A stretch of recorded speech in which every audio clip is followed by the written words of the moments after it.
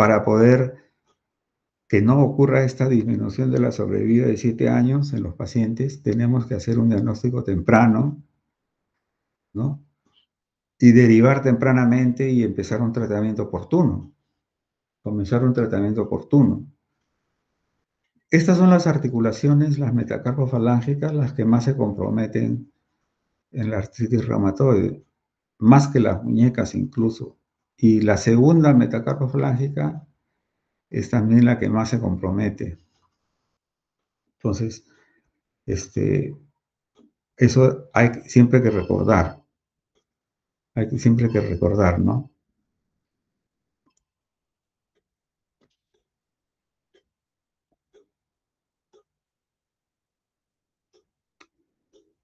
Esta es una lámina que trata de explicar, por ejemplo, esta es una artritis reumatoide catastrófica, digamos, mutilante, que le llaman algunos, pero de esto a esto puede pasar 2 años, ¿ah?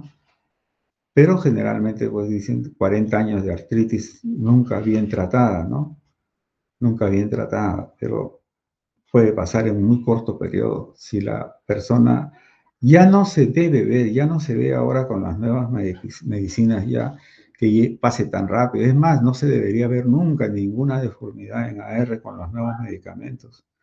Pero puede ocurrir. Nosotros hemos visto, no tanto como esto, pero bien maltratadas las manos en 2 años, en año y medio. Pero de esta artritis reumatoide inicial, temprana, digamos acá, que solamente hay sinovitis de las interfalángicas proximales en este caso. Esta también debe estar hinchadita. Debe pasar un buen tiempo, ¿no? Ya. Acá tenemos la tasa de prevalencia de 0,3 a 1%. Quiere decir que podemos encontrar nosotros uno de cada 100 personas que van caminando por la calle, o de cada 300 personas vamos a encontrar una, dependiendo del país, de la zona geográfica. Pero la artritis reumatoide es geográficamente mundial, o sea, la prevalencia es así de este tipo, más o menos en la China, en el Islam, en la América, en África, en Oceanía, en todos sitios es casi la misma tasa de prevalencia. Es algo interesante. La relación femenino-masculino es más en mujeres, como corresponde al grupo 1, que hombres, ¿no? 2, 3 a 1. En algunos se encuentran más, 4, 5, pero la mayor parte encuentra 2 a 3 nomás por uno. O sea, no nos salvamos los varones tampoco tan fácil. La incidencia anual, un promedio es 3 por 10.000 adultos y la edad pico, la incidencia de los 30 a 50 años. Esto es importante muchas veces. Nosotros hemos hecho el diagnóstico de lupus solamente porque la paciente con poliartritis tenía 18 años. Y dijimos, no, esto 18 es muy joven para R, y resultó siendo un lupus y estaba siendo catalogada como una R porque estaba debutando como si fuera debutaba y todo el mundo decía artritis, artritis, y en realidad tenía un lupus. Estos son algunos factores de riesgo para desarrollar artritis reumatoide, ¿no? Hay factores genéticos. Por ejemplo, el DR4 aumenta hasta 7 veces el riesgo relativo de tener artritis. Ya hemos visto eso, ¿no? Pero también hay predictores de severidad y de persistencia como el DRB1, por ejemplo. O sea, hay factores genéticos de todas maneras. El gemelo homocigótico también tiene, pero hay factores hormonales también que incrementan la susceptibilidad. Y excepto el cigarrillo, no se han identificado factores ambientales específicos, pero el cigarrillo sí, ¿eh? Yo no sé cómo el cigarrillo se mete en todas las cosas, pero hay factores genéticos, el cigarrillo, de repente también los estrógenos tienen que ver. Bueno, hay unos criterios de diagnóstico que ya no los utilizamos más. Yo he crecido con estos criterios, lógicamente, que tienen que existir por lo menos 4 de los siguientes criterios. Rigidez matutina de al menos 1 hora. En los criterios anteriores, al 1987, creo que eran los de 1970, por ahí, en la rigidez matutina era de al menos 30 minutos, pero después los dijeron muy inespecífico y lo aumentaron a 1 hora. Entonces la rigidez matutina siempre es importante. Algunos estudios, por ejemplo, han correlacionado la rigidez matutina, la duración, contra la velocidad de sedimentación. Y era 40 minutos de rigidez, 40 de velocidad de sedimentación, algo así. Pero la idea es que sí, correlaciona la inflamación con la duración de la rigidez matutina, pero no tanto en exactitud minutos por milímetros de la velocidad de sedimentación, ¿no? La hinchazón de 3 o más articulaciones, artritis en articulaciones de las manos, ¿no? Artritis simétrica, miren, habían criterios así. Radios X con erosiones, nódulos subcutáneos, factor reumatoide positivo, ya. Tenías que tener 4 de estos siguientes criterios, ¿no? Claro, el factor reumatoide, a pesar de que es inespecífico, de todas maneras, a títulos más altos se vuelve más específico para R, pero había que tener nódulos subcutáneos y y por lo menos los clínicos, estos de aquí, los 4 primeros, tenían que tener al menos 6 semanas. Entonces a esto se criticó mucho porque en la patogenia, ya cuando pasan las 6 semanas, ya hay demasiado compromiso inmunológico, ya hay demasiado compromiso inmunológico. Entonces hay una tormenta citológica. Estos son los criterios diagnósticos actuales, ¿no? Miren ustedes, se divide en afección articular, serología y la duración. Una articulación grande afectada te da 0 puntos. O sea, miren, una monoartritis de rodilla no deberíamos pensar en AR, 0 puntos. Y acá tiene de 2 a 10 articulaciones grandes afectadas, un puntito nada más. Si se compromete las 2 rodillas, los 2 hombros, las 2 caderas, hay 6, por ejemplo, pero te da un puntito solamente. Tienes que tener 6 puntos o más para que tengas artritis reumatoide. 3 articulaciones pequeñas afectadas, llámese pequeñas metacarpofalángicas, interfalángicas proximales, los dedos de los pies también, las metatarsofalángicas, 2 puntos. De 4 a 10 articulaciones pequeñas, 3 puntos, y más de 10 articulaciones pequeñas, 5 puntos. O sea, con esto, y si dura más de 6 semanas. Lo bueno de estos criterios es que se puede diagnosticar a Rs tempranas y aprovechar la ventana de oportunidad que nos da los nuevos medicamentos. Factor reumatoide y antipéptido cíclico citrulinado, 0 puntos si son negativos, hasta 3 veces el valor normal de cualquiera de ellos, 2, 3 puntos si tiene más de 3 veces el valor normal. Y las reactantes de fase aguda, miren, tampoco no tiene obligatoriamente que estar elevadas, ¿no? Un punto, claro, nosotros es muy inespecífico esto. Esto permite hacer el diagnóstico temprano porque hay artritis virales, la artritis de Lyme, algunas otras que se pueden confundir, ¿no? Que se pueden confundir. Entonces, y podemos estar etiquetando a alguien, pero mejor sería con estos criterios de clasificación que lo usamos para diagnóstico. Muy bien, entonces la etiopatogenia.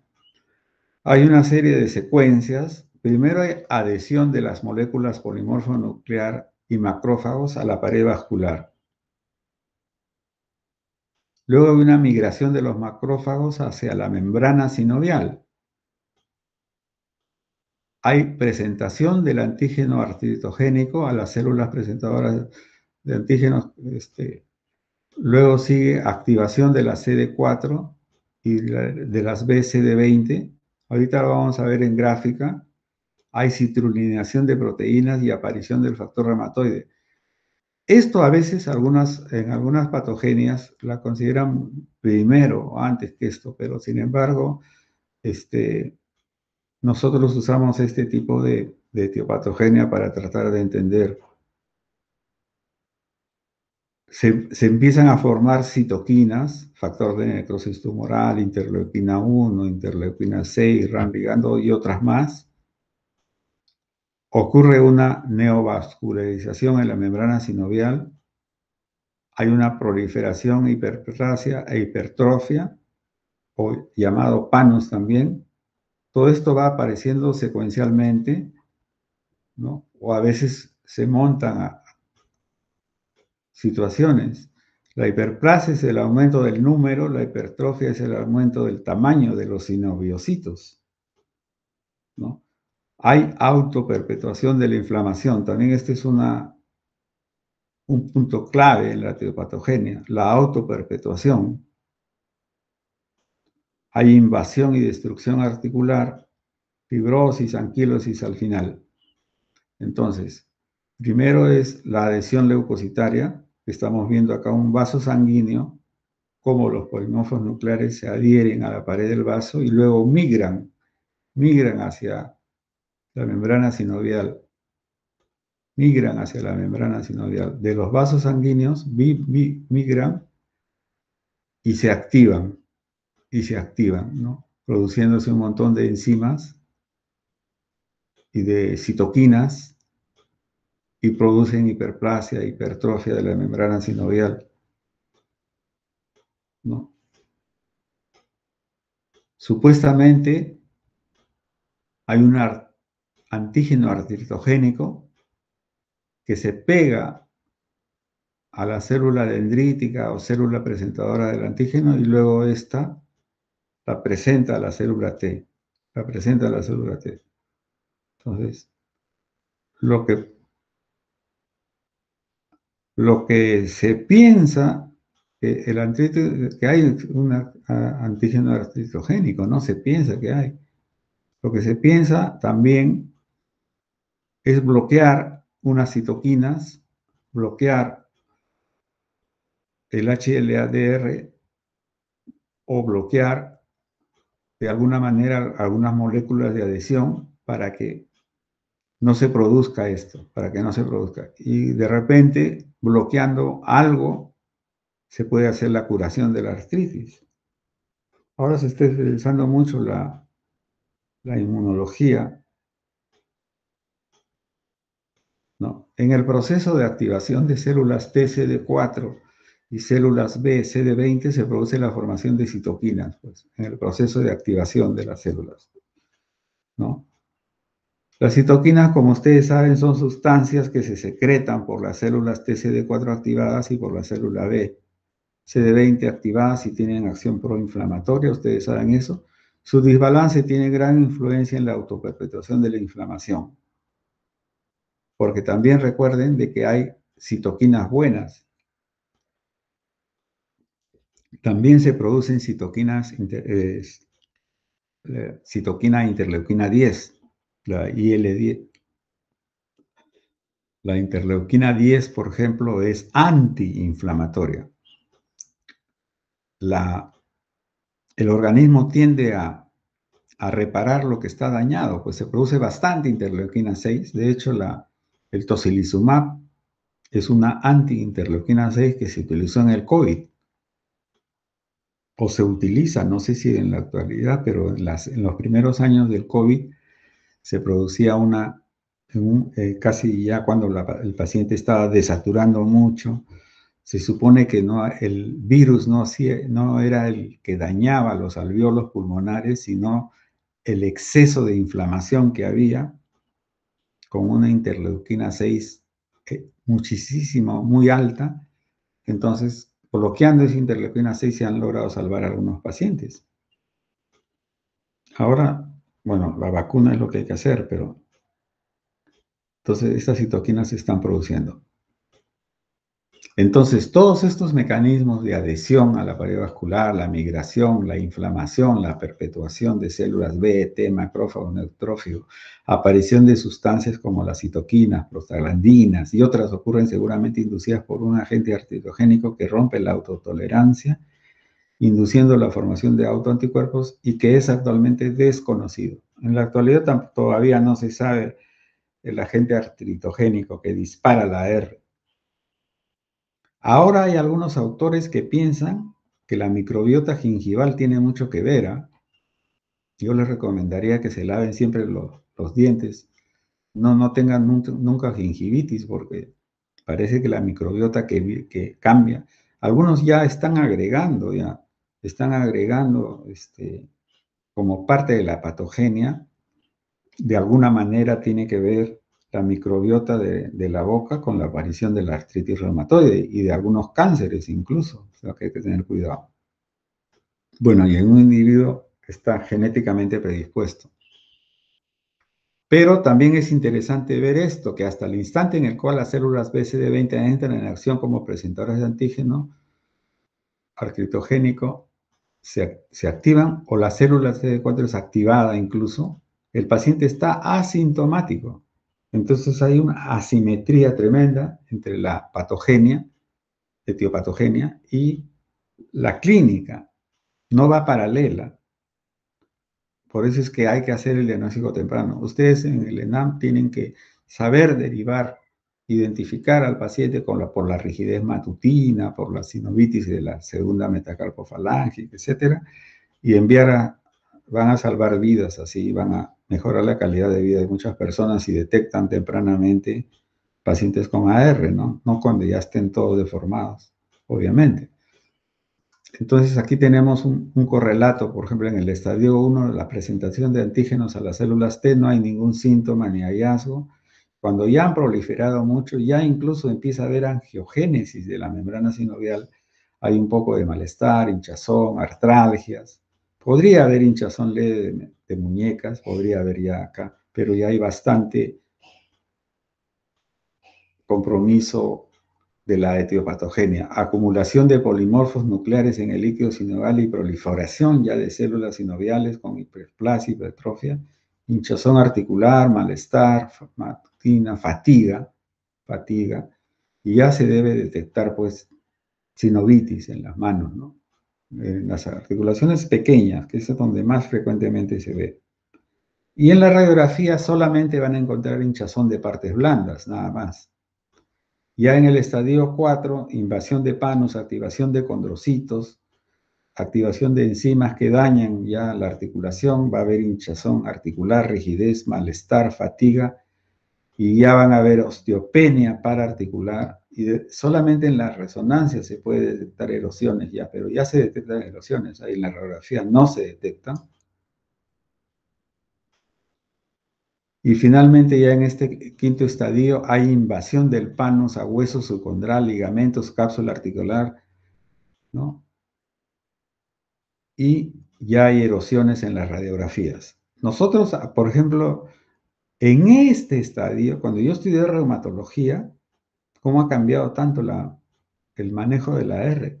Cuando yo estudié reumatología, por ejemplo, decían había que dar DARMES o drogas de acción remisora, solamente cuando aparecían las erosiones. O sea, había que dar metrotexate o lo que fuera, sales de oro usábamos en esa época, solamente cuando aparecían las erosiones en la radiografía, no, y ya había disminución del espacio articular, ¿no? Disminución simétrica del espacio articular. O sea, en esta etapa, cuando ya hay pues todo este estadio de invasión de panos al hueso y todo eso. Bueno, este es un esquema también en la cual se puede ver que las células B presentan a las células T a través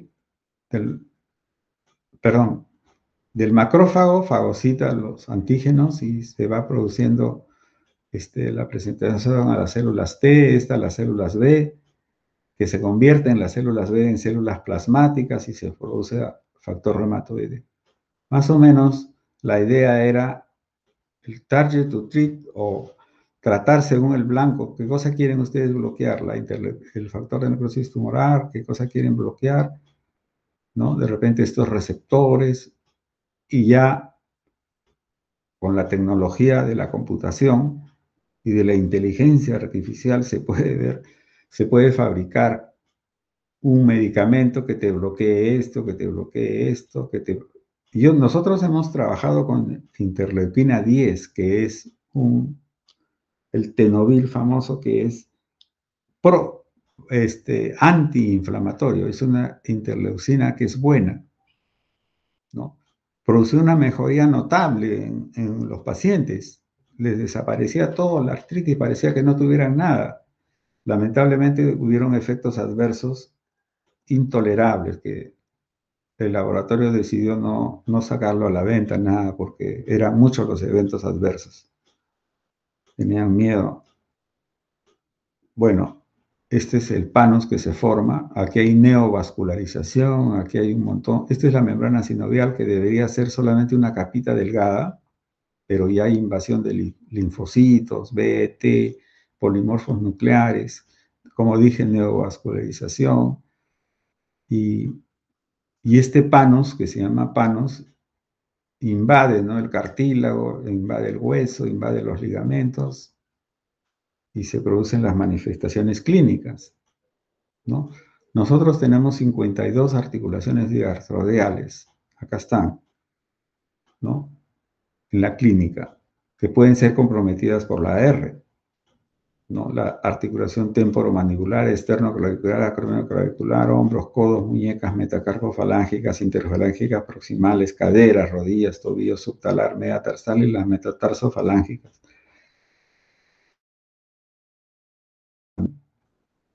¿no? Estas son las manifestaciones clínicas. Entonces, ¿qué cosa tenemos que determinar en un paciente con artritis reumatoide? Tenemos que determinar la actividad de la enfermedad, los estadios radiológicos, la clase funcional, las manifestaciones extraarticulares, el grado de severidad, ¿no? Entonces nosotros no nos basta, o sea, tendríamos que tener, este paciente tiene una AR activa, actividad moderada, en estadio radiológico 3, o sea, con la clase funcional 2 o 3, manifestaciones extraarticulares, sin manifestaciones extraarticulares, o con uveitis o con escleritis, y la artritis tiene un grado severo, o sea, todo eso tenemos que ver. Acá, por ejemplo, tenemos un estadio inicial de AR, ¿no? Nuevamente acá la hiperpigmentación, mire ustedes la sinovitis, pero es un estadio temprano, pero ya se nota clarita las manos de AR, pues, ¿no? Las metacarpofalángicas también están comprometidas. La maniobra de squeeze es apretar a esta altura y si el paciente refiere dolor es porque hay inflamación de las metacarpofalángicas, ¿no? Otro estadio más temprano, pero ya parece un poco más avanzadito acá, ¿no? Siempre miramos las metacarpofalángicas y las muñecas también de paso. Aquí hay un ganglión, parece, un ganglión, hay líquido en las manos. Un estadio más avanzado, ¿no? Aquí ya hay desviación de las metacarpofalángicas, desviación cubital, ¿no? Pulgar en Z, de repente se insinúa acá un cuello de cisne y un botunier acá, el cuello de cisne es hiperextensión de la proximal y flexión de la distal. Lo contrario, acá en el botunier, flexión de la proximal y extensión de la distal.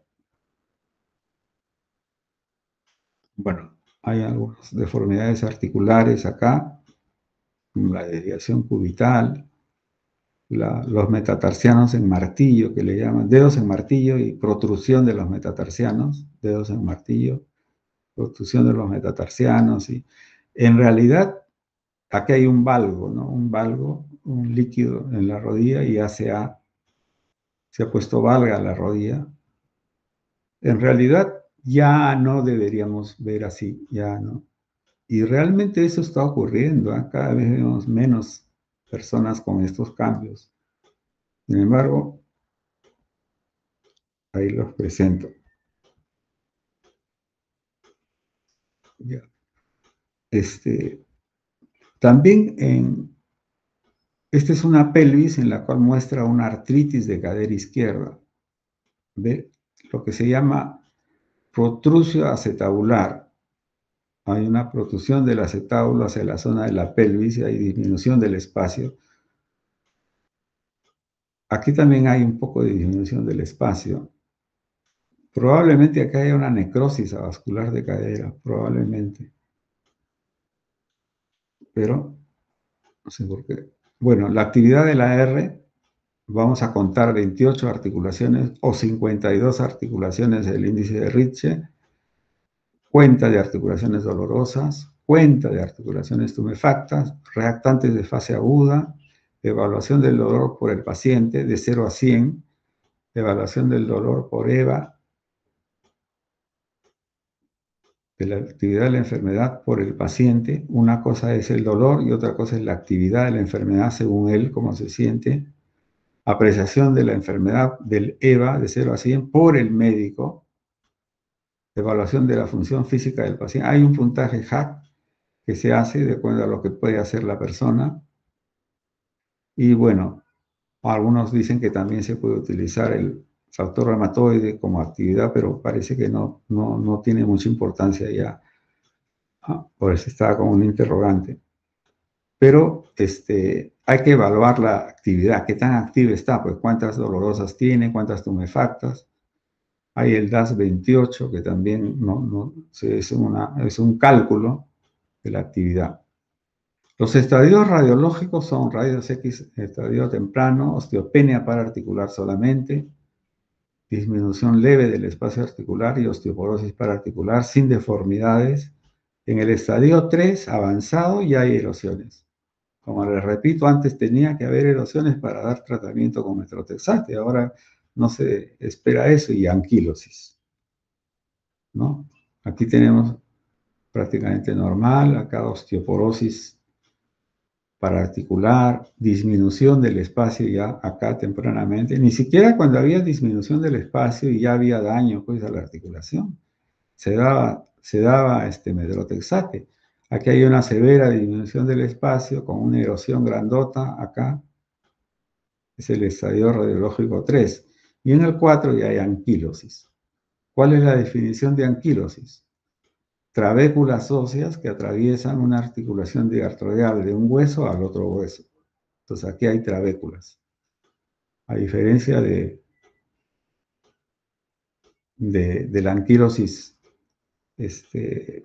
operatoria, ¿no? Que a veces por accidente se tiene que hacer anquilosis por no poderse poner prótesis. Eso se llama artrodesis, no anquilosis. La anquilosis viene de algo natural, de una enfermedad anquilosis. Pero cuando se ponen unos clavos y se unen dos huesos, se llama artrodesis. Artrodesis de una articulación. La clase funcional, ustedes la conocen, la clase 1, todas las actividades, clase 2, casi todas las actividades, pero hay dolor y disconfort. Clase 3, inadecuada para la mayoría de las actividades de la vida diaria y para el autocuidado. Y clase 4, incapaz de autocuidado y limitado a silla de ruedas o cama. Claro, hay que poner en el paciente tiene una actividad moderada con una clase funcional 3, digamos, o puede ser 4 también, ¿no? Hay que poner eso, qué actividad tiene. Bueno, pero la artritis reumatoide no solamente es componente articular, también hay manifestaciones extraarticulares que son numerosas. Una vez le preguntaron a un doctor que vino del extranjero a dar una clase de artritis reumatoide y le preguntó, levantó la mano, ¿qué manifestaciones extraarticulares tiene la R? Le preguntaron y él dijo, pucha, den un libro de medicina interna y ahí están las manifestaciones extraarticulares. Bueno, vasculitis, fibrosis pulmonar, escleritis o episcleritis, nódulos subcutáneos, serositis, El nódulo subcutáneo, por ejemplo, indica actividad de la AR y mal pronóstico también. Bueno, serositis, pleuritis. Generalmente las pleuritis son bilaterales. ¿Ah? Cuando tenga un paciente con un solo derrame pleural en un solo lado, hay que descartar TBC o neoplasia o neumonía, pues, pero neuropatías periféricas, baja de peso también es una enfermedad consuntiva, bajan de peso los pacientes con AR activa permanentemente, ¿no? Y el Sjögren secundario también se puede considerar como una manifestación extraarticular. Una cosa que últimamente se ha tomado muy en cuenta es que la AR tiene 7 años menos de sobrevida también porque hay una aterosclerosis acelerada. Antes no se pensaba en eso. Es como la diabetes mellitus y la aterosclerosis, ¿ah? A ese punto. Tan es así que una charla que hubo hace un par de años, tal vez un poquito más, hace 5 años, de un doctor que vino del extranjero, el título de la charla era que va a asistir a Aarón a la charla, al congreso. Decía, la artritis reumatoide es una enfermedad cardiovascular, así decía, ¿no? Era el título de la charla, para hacer notar que se ocurre una aterosclerosis acelerada. Esta es una fuente de la Asociación Americana de Reumatología, en el cual ellos, claro, las manifestaciones extraarticulares dependen también con el tiempo de enfermedad que tú la tomas, ¿no? Porque si agarras a una paciente con 10 años de AR o agarras a un paciente con 1 año de AR, va a ser diferente estos porcentajes, pero para que se den una idea nada más, esta es de una fuente de confianza, digamos, nódulos subcutáneos en el 75%, pérdida de peso 70%, Sjögren 55% de los pacientes con AR tienen, linfadenopatías 35%, úlceras en las piernas 25%, pleuritis y pericarditis 20%, pigmentación de la piel 15%, neuropatía periférica 15%, epiescleritis, uveitis 10%. Entonces, la pregunta, por ejemplo, si los linfomas son más frecuentes, los linfomas, por lo que acá vi linfadenopatías me acordé, si los linfomas son más frecuentes en AR que en la población general, la respuesta es verdadero. Son más frecuentes los linfomas que en la población general. Igual que el Sjögren también es más frecuente los linfomas en los pacientes con Sjögren que en la población general. Acá vemos unos nódulos subcutáneos en las superficies de apoyo, es en las superficies de apoyo, aunque acá está en la superficie de apoyo, ¿eh? Acá hay un nódulo justo en el olecrano.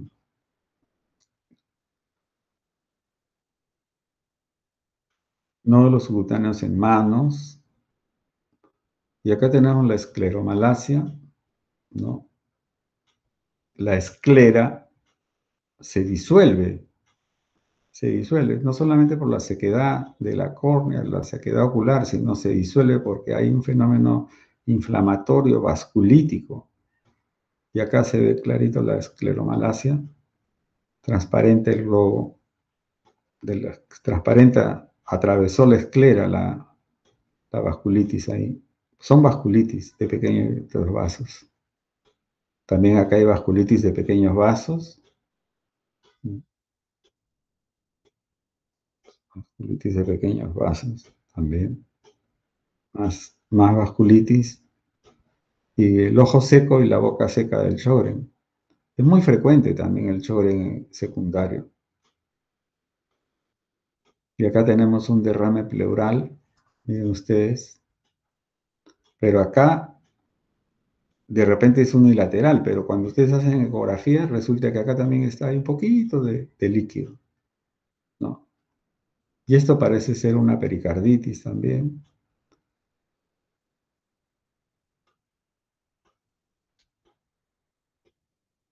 Una manifestación esquelética es la subluxación atlantoaxial con el espacio entre la C1 y C2 de más de 2.5 milímetros, se llama subluxación atlantoaxial y se hace radiografía de costado, de perfil, en cabeza en flexión, Eso es importante porque en el síndrome de latigazo, si el paciente tiene una subluxación atlantoaxial, quedan cuadriplégicos.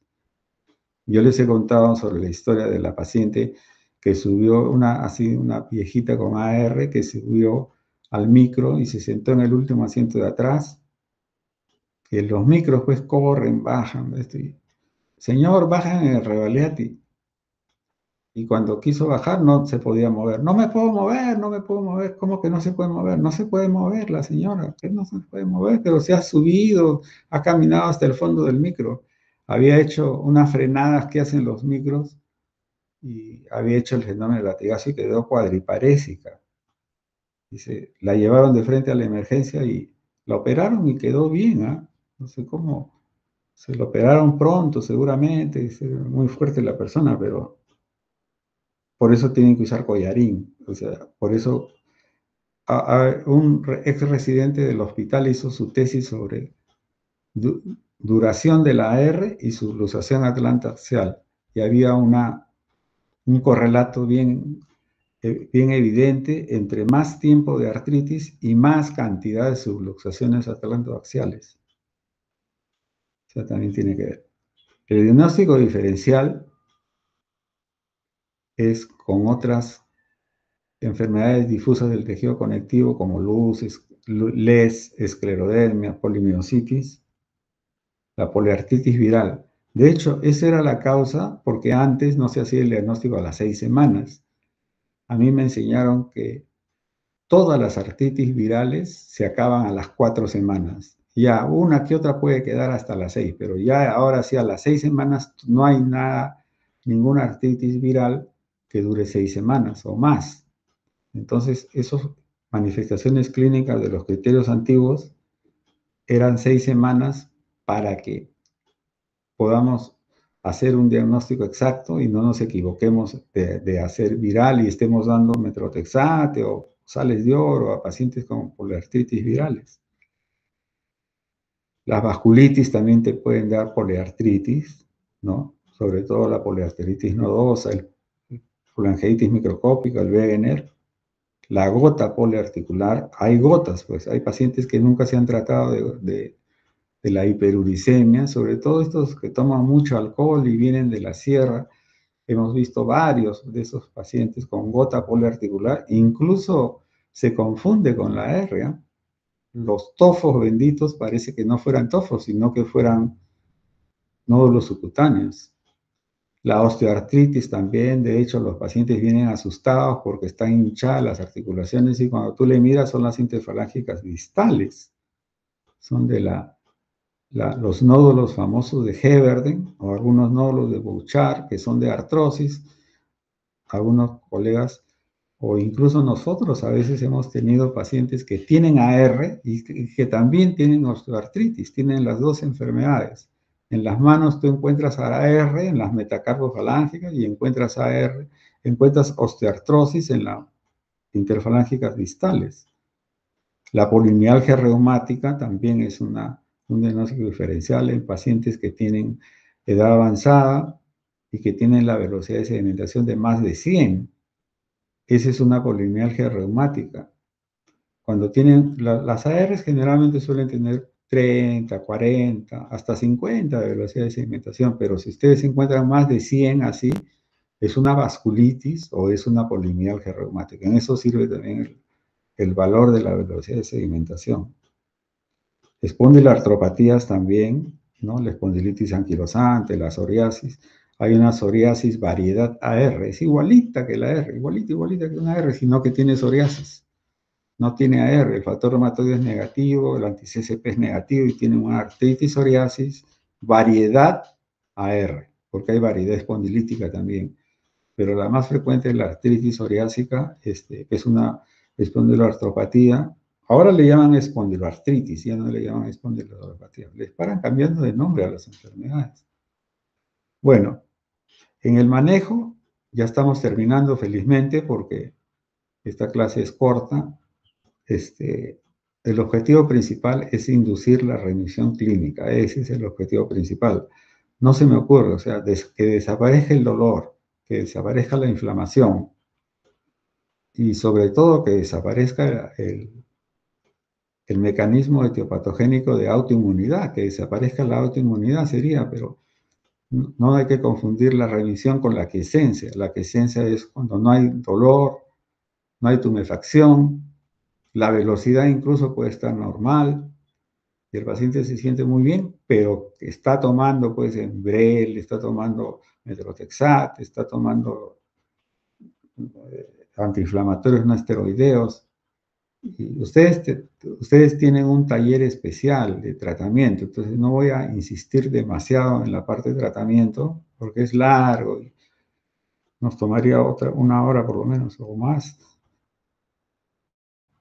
Hay unos criterios de la ACR para la remisión clínica. Miren, acá incluye no fatiga. No me había olvidado, y esto me hace recordar, que una de las manifestaciones más frecuentes y que incluso se mide en algunos exámenes de, de investigación, pues que ustedes saben que los protocolos que yo he hecho muchas veces vienen del extranjero, entonces allá pues se reúnen días de días para hacer el protocolo de investigación. Incluían el test FACIT, pues un test de 6 preguntas, FACIT, en el cual evalúan semi-cuantitativamente qué grado de fatiga tiene el paciente. La fatiga es un dato muy importante en reumatología y en general en la vida de una persona. Es muy importante la fatiga. Nosotros nos fatigamos cuando ya estamos seniles, ¿no? El anciano frágil se fatiga mucho, fatigabilidad o cansancio, ¿no? No es normal que tú a las 10 de la mañana has dormido bien, te has levantado a las 7, 8, y a las 10 de la mañana, después de que has terminado tu desayuno, das una vuelta y ya te sientes fatigado, cansado, ¿no? O como que ya, como si hubieras trabajado hasta las 4 de la mañana, como alguno de ustedes me manda su caso clínico a las 4 de la mañana, 3 de la mañana. ¿Qué hacen despiertos a esa hora? Por favor, duerman un poco. Pero bueno, vale el esfuerzo. Pero la fatiga es importante.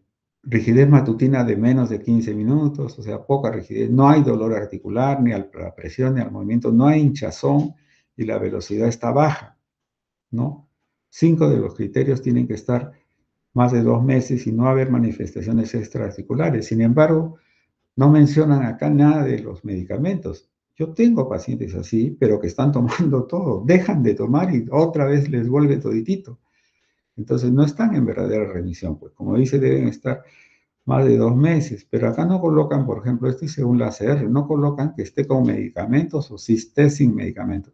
Yo me imagino que si está con medicamentos a full, ¿no es cierto? Están en remisión clínica, sí, pero con medicamentos, hay que tener cuidado. Algunos médicos le llamamos quiescente a eso, porque lo ideal sería tener una remisión clínica sin estar tomando ningún medicamento, pues, ¿no? Porque si está tomando prednisona 5 miligramos, antiinflamatorios, está poniéndose Methotrexat, está poniéndose anti-TNF o tocilizumab, ¿no? Entonces, en términos generales, voy a solamente hacer un pequeño alcance del tratamiento. Son los sintomáticos, que son los antiinflamatorios, el paracetamol, los analgésicos, como el paracetamol, el tramadol, qué sé yo, los modificadores de enfermedad o DARMES, que nosotros debemos DARMES. Ahora, en la actualidad, diagnóstico de AR significa igual Methotrexate, ¿no? Y luego tenemos en los modificadores de enfermedad tenemos los agentes tradicionales, llámese Methotrexate, o los biológicos e inhibidores JAK, o inhibidores JAK, que son los más modernos, pero son bien caritos también, ¿eh? Son bien caritos. Y de todas maneras, costo-beneficio en todas partes del mundo empiezan con Methotrexate. Ahora ya hay, como dije, mencioné la vez anterior, a los alumnos de práctica, de que algunos colegas ya están usando casi diagnóstico de AR igual biológico. Pero si el seguro lo acepta y tienen a veces, hay artículos que, bueno, el uso de biológicos sí abre la ventana de la oportunidad en el sentido de que la artritis puede desaparecer. La artritis puede desaparecer cuando lo tratan menos de 3 meses de enfermedad y con agentes biológicos potentes que son capaces de parar la etiopatogenia de la R, parar la etiopatogenia de la R. Como muchos cánceres también, que cuando se da la quimioterapia o el tratamiento adecuado, tempranamente se sanan, se curan. Entonces, las consideraciones para el manejo, por ejemplo, ya les estoy soplando del taller, la R disminuye la expectativa de vida. Bueno, acá dicen de 10 a 15 años. Yo soy tolerante con 7 años. Disminuye la expectativa de vida. O sea que, por ejemplo, para el manejo, para tú darle metrotexate, aunque sea mientras va sacando su cita de reumatología, podría ser una buena práctica, ¿no? Si están seguros que tiene AR. No, no sería mal.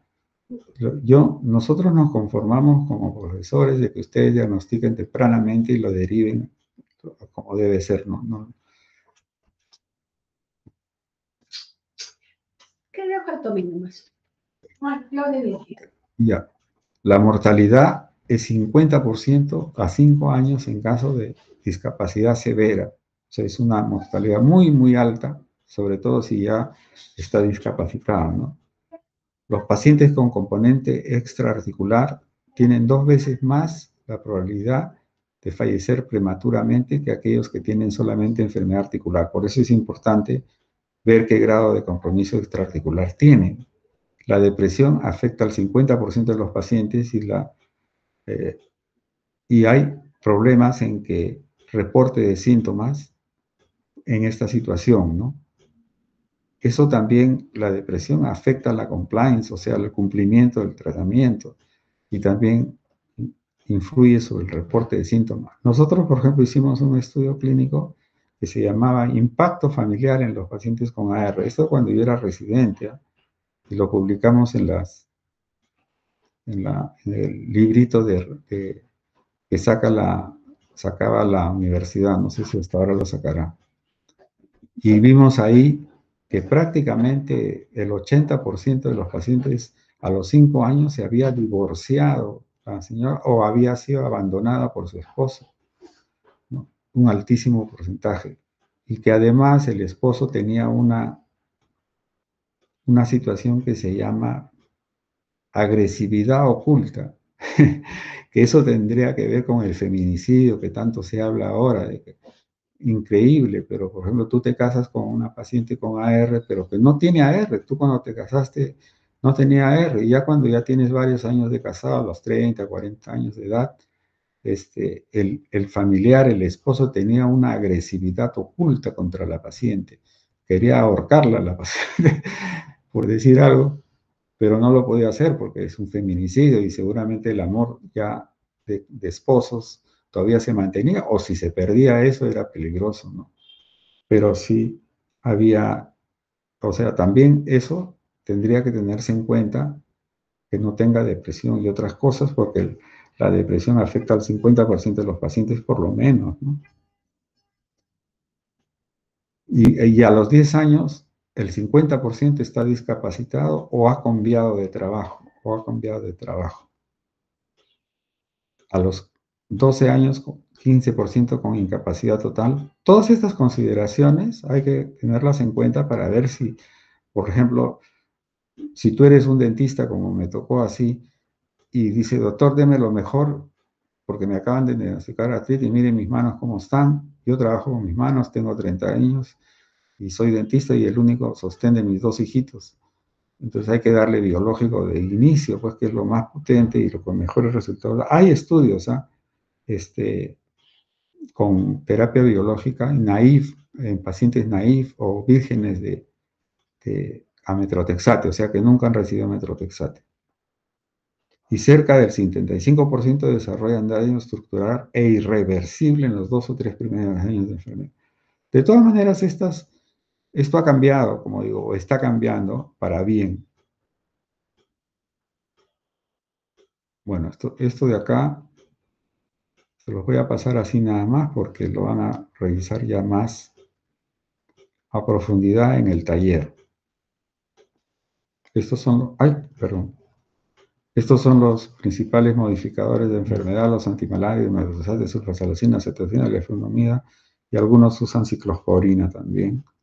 Y los biológicos que siguen saliendo, hay más, ¿ah? Esta es una lista incompleta, ¿no? Este es anti-TNF, anti-TNF, 3 anti-TNFs acá, células B, anticélulas T, antilequina 6, y ahora hay más, hay más.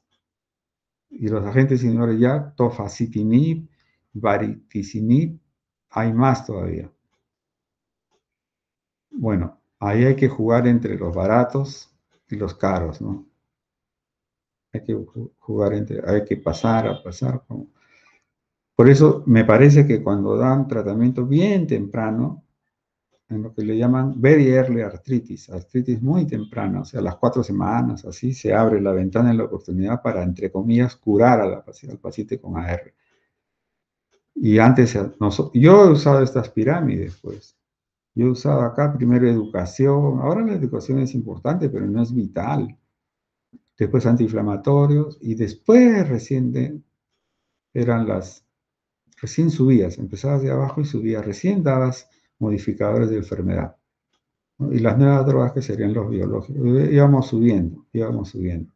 Ahora ya esta es una premisa que ya todos los reumatólogos saben, dejar la pirámide a los egipcios y a los aztecas, porque era la pirámide del tratamiento con AR, la pirámide del tratamiento con AR, que ya pasó de moda.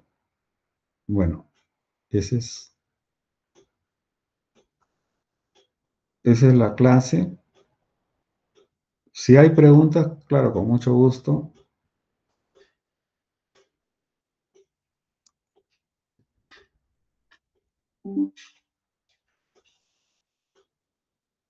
Hay preguntas de AR. La AR en realidad es ustedes han visto en piso, los que han rotado por reumatología han visto que ya no hay muchas AR. Antes de los 14 camas, 12 eran de AR.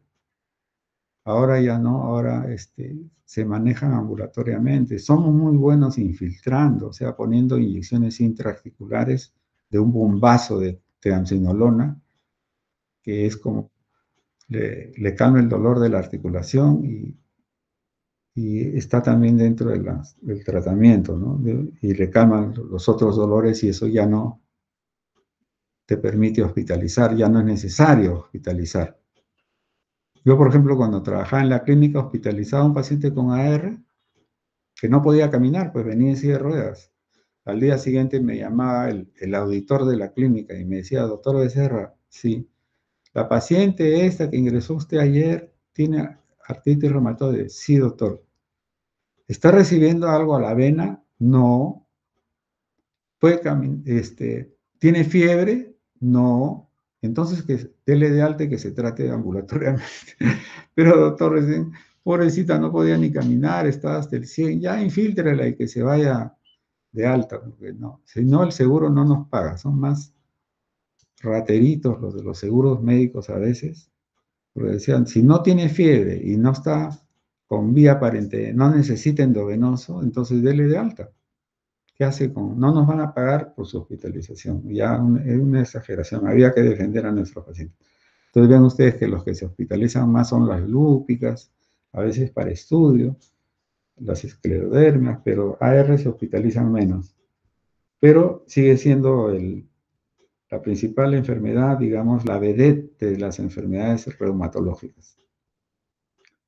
Muy bien. Entonces, ¿habrá quedado alguna duda o está todo claro? ¿Alguna pregunta? Nina. Nina Maquera, Juan Alberto. ¿Alguna pregunta? ¿Juan Alberto o Juan Albert? Juan Albert, doctor. ¿Le faltó la O? ¿O es en inglés? Albert Einstein. Cierto. Tocayo de Einstein. ¿Alguna pregunta, Albert?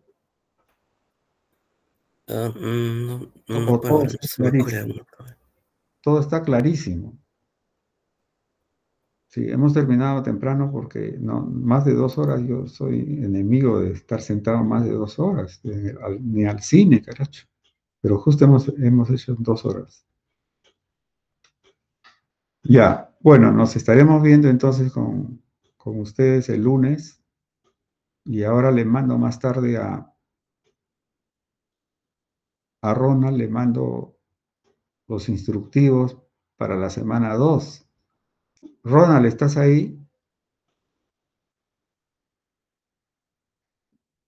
Ronald se ha tenido que ir de repente porque la huelga en el salud